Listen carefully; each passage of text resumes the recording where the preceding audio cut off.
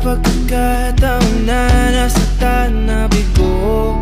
Mukhang delikado na naman ako. Bakit ba kinikilig na naman ako? Pero ngayon ay parang kakaiba pag nakatingin sa'yo.